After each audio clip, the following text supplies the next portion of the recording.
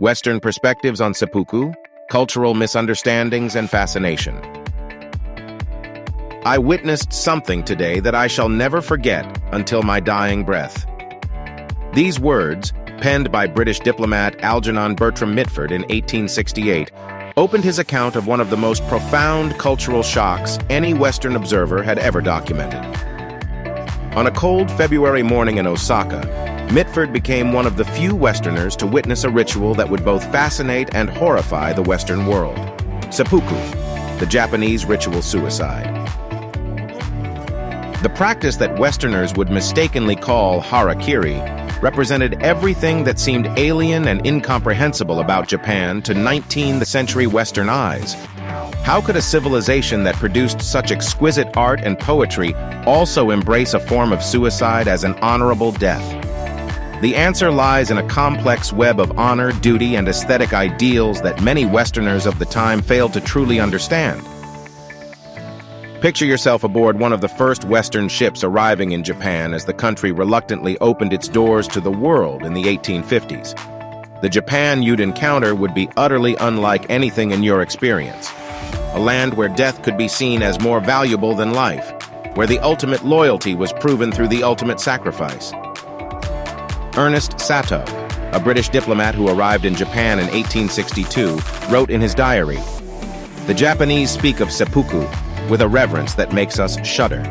To them, it is not an act of self-destruction, but a ceremony of honor, as solemn as a Christian taking communion." This fundamental disconnect between Western and Japanese perspectives would lead to countless misunderstandings and sensationalized accounts in Western media. One of the earliest Western accounts comes from the Dutch physician Engelbert Kaempfer, who served at the Dutch trading post of Dejima from 1690 to 1692. His description of seppuku, while clinical in its detail, betrays his struggle to comprehend its cultural significance.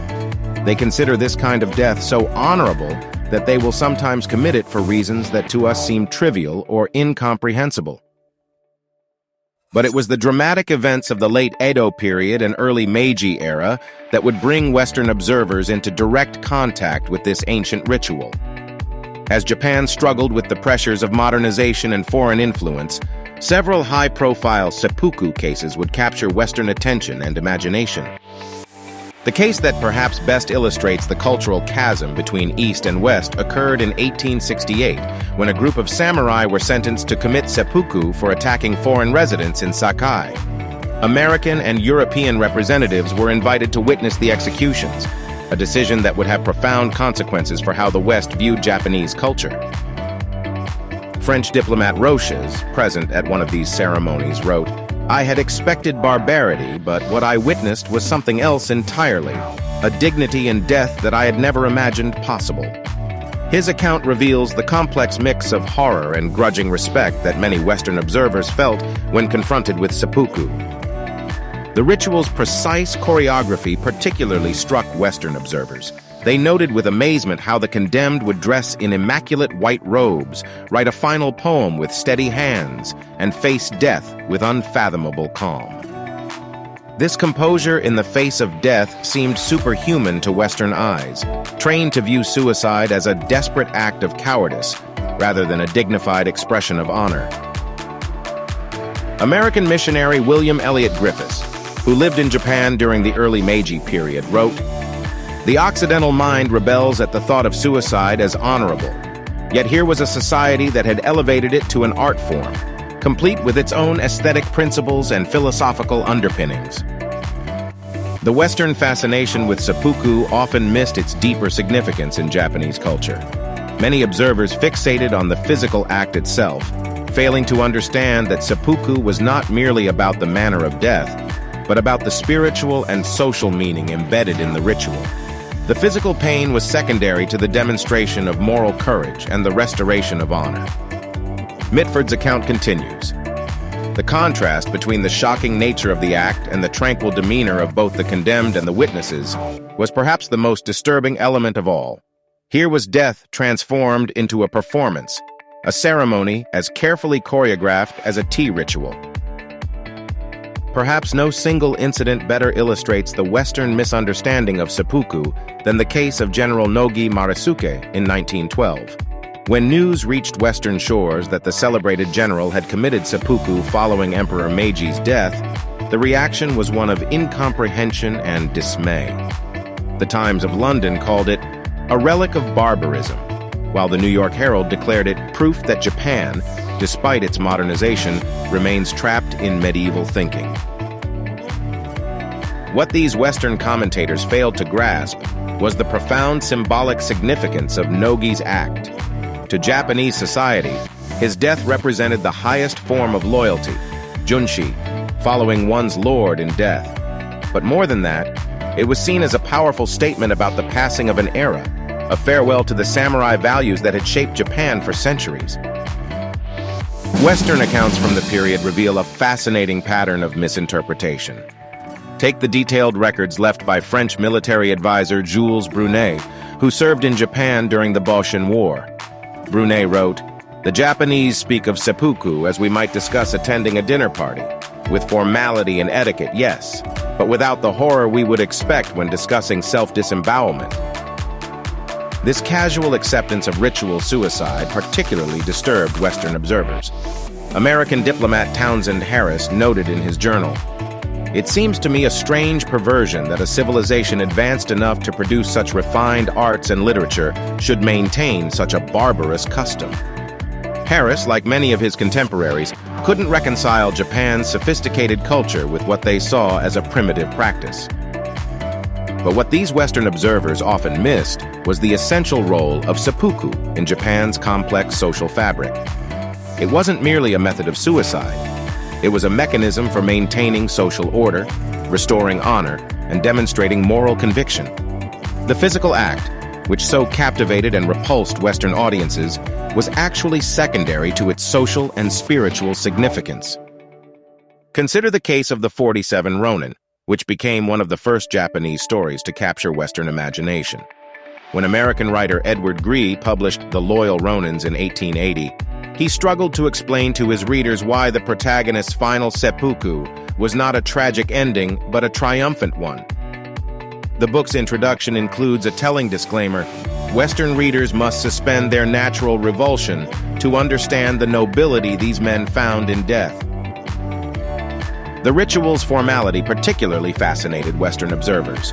British consul James Troup described in detail the precise arrangements, the white robes, the particular way of sitting, the presence of a second to ensure a quick death. "It is as if they have turned even suicide into an art form," he wrote, unknowingly touching on a fundamental truth about Japanese culture: the elevation of form and ritual to art. The role of the kaishaku, the designated second who would decapitate the person committing seppuku, especially puzzled Western observers. The idea that this role was considered an honor, often performed by a friend or respected colleague, seemed incomprehensible. French diplomat Joseph de Longchamp wrote, "To our eyes, the kaishaku appears to be merely an executioner, but the Japanese view him as a vital participant in a sacred ceremony."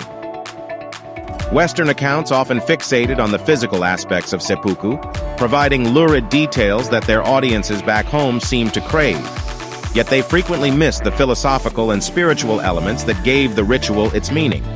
The emphasis on physical courage was understood, but the deeper meaning, the idea that through proper form and sincere intent, even death could become a powerful demonstration of moral principle, often eluded them.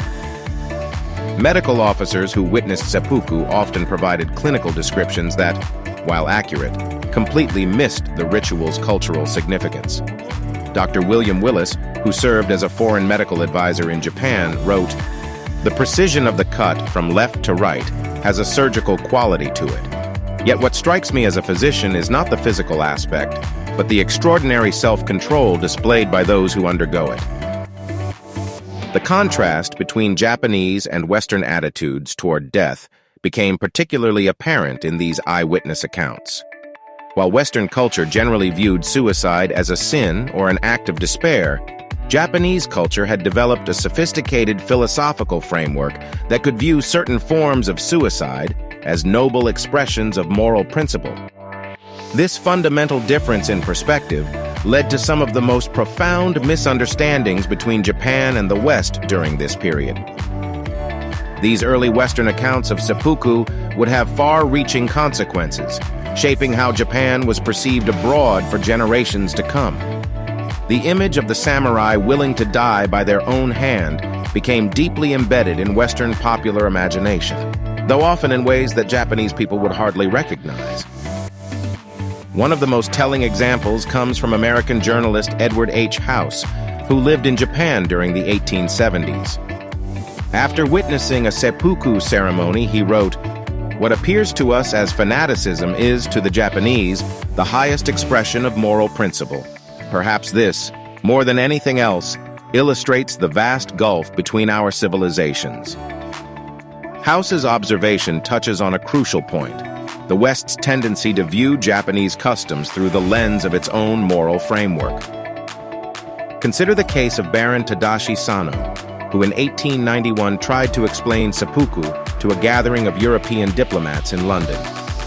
"You see it as a mere act of self-destruction," he said, "but for us, it is the ultimate demonstration of self-control and moral courage."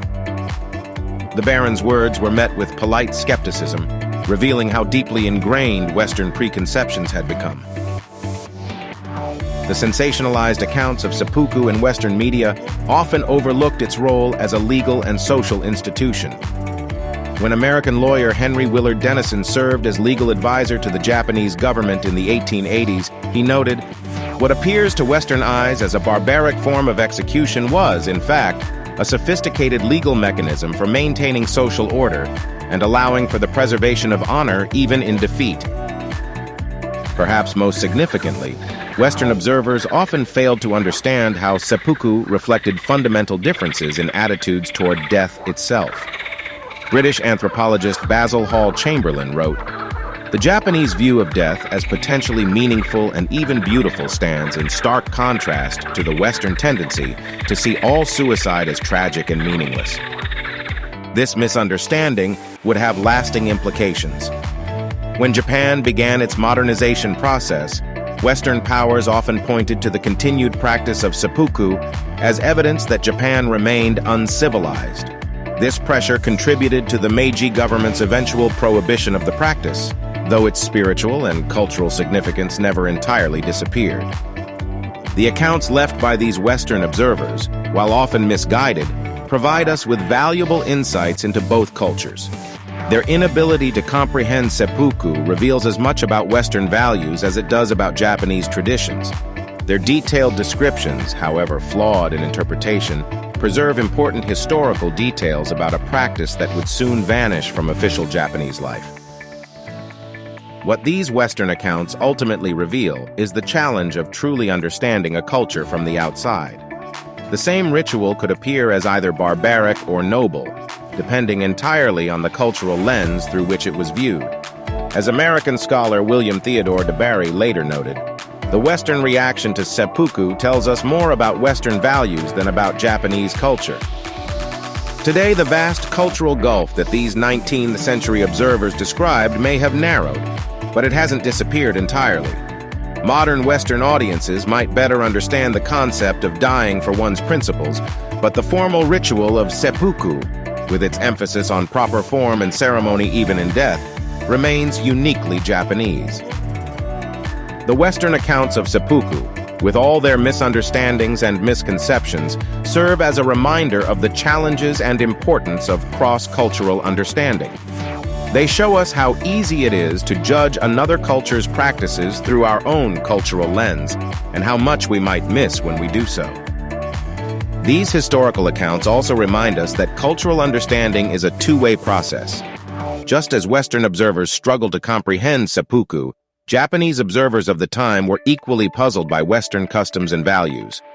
This mutual incomprehension would shape relations between Japan and the West for decades to come. What these Western observers witnessed was more than just a form of ritual suicide. It was a window into a completely different way of thinking about life, death, honor, and moral courage. Their accounts, despite their limitations, preserve for us a crucial moment of cultural contact. when two vastly different worldviews came face to face. As we look back on these Western accounts today, we can see both their limitations and their value. While they often failed to fully understand what they were witnessing, they nevertheless preserved important historical details and perspectives that might otherwise have been lost to time. Their struggles to comprehend seppuku remind us of the challenges and importance of trying to understand cultures different from our own. Thank you for watching this exploration of Western perspectives on seppuku. If you found this video interesting, please don't forget to like, subscribe, and hit the notification bell to stay updated with more fascinating stories about Japanese history and culture. Leave your thoughts in the comments below. We'd love to hear your perspective on this unique cultural phenomenon.